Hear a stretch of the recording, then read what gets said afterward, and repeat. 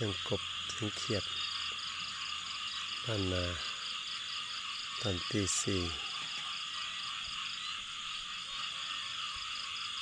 จะเดินทางกลับศรีราชาแล้วในรอบเดือนพฤษภาคม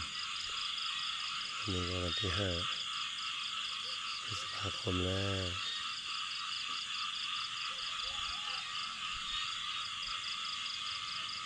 เบียงบ้านฟังเสียงกบเสียงเขียด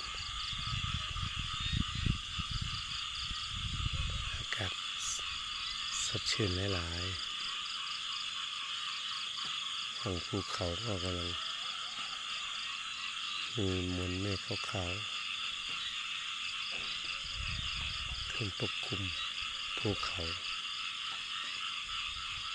ธรรมชาติบ้านนาสวยงาม